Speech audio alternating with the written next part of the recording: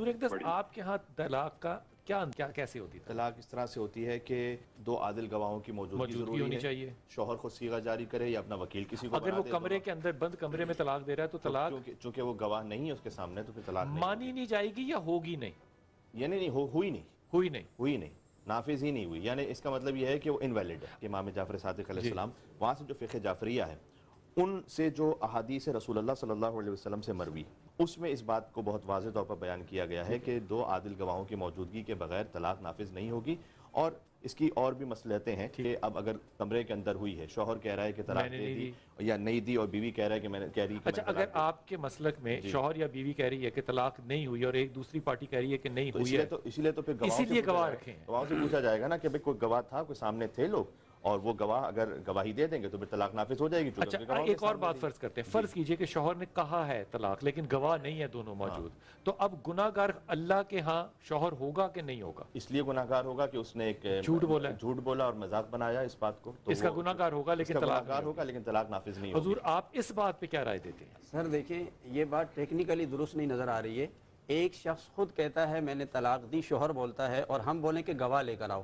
گواہ کی یہاں کہاں ضرورت پڑے؟ کیونکہ بیوی منع کر رہی ہے. نہیں میں یہاں پہ ایک بات کر رہا ہوں، تو شوہر بول رہا ہے نا میں نے طلاق دی، جب شوہر آپ خود بولتے ہیں میں نے یہ کام کیا، میں آپ سے بولوں گواہ لے کر آؤ، یہاں ٹیکنیکلی یہ خرابی ہے. گواہ کی ضرورت نہیں، آپ اس بات کو غلط لے رہے ہیں. اس بات سے کون؟ شوہر جب منکر ہے تب تو پھر چاہیے. ایک سیکنڈ طلاق کے اوپر دو گواہ چاہیے. ادب سے یہ انداز ٹھیک نہیں ہے، ہاں ادب سے بات کرنی چاہیے نا، یہ والا انداز ٹھیک نہیں ہوتا کہ یہ بات مناسب نہیں. حضور اگر بند کمرے کے اندر اگر ایک شخص کہتا ہے، بیوی آ کے باہر کہتی ہے کہ اس نے مجھے اندر طلاق دی ہے، وہ کہتا ہے میں نے دی نہیں، اب کیا ہوگا؟ ہاں ٹھیک ہے. دیکھیے مسئلہ یہ ہوتا ہے کہ جب کوئی شخص دعویٰ کرتا ہے تو دعویٰ دائر کرنے والے پر قانونی طور پر یہ لازم ہے کہ وہ گواہ پیش کرے. اب یہاں دعویٰ کون دائر کر رہا ہے؟ بیوی. اس لیے اس پر لازم ہے کہ وہ گواہ پیش کرے، یا دوسری جانب شوہر اس بات کا اقرار کر لے. ابھی بیوی تک رہیں، بیوی کہہ رہی ہے طلاق، شوہر کہہ رہا ہے میں نے تو دی نہیں دی، تو یہ طلاق اس کو انگریزی میں کہتے ہیں ہراسمنٹ. جی وہ یہ ہراسمنٹ ہو گئی. اب بیوی دو گواہ لائے. جی ہاں ایک سیکنڈ ٹھہریے گا.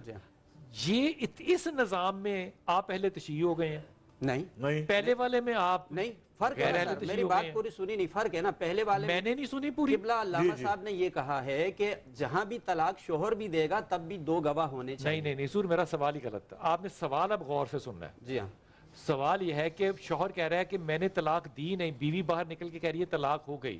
آپ فرما رہے ہیں اب بیوی لائے گی دو گواہ. جی ہاں تو یہ تو اہل تشیع والی بات ہو گئی نا کہ دو گواہ ہوں گے تو بات ہوگی. اس میں میں سمجھتا ہوں کہ شاید اس پہ جو بحث ہو چکی ہے اسے تھوڑا سا اور مزید بات کو آگے بڑھاتے ہوئے، کیونکہ اب ظاہر ہے کہ وہ ریپیٹیشن ہوتا چلا جائے گا.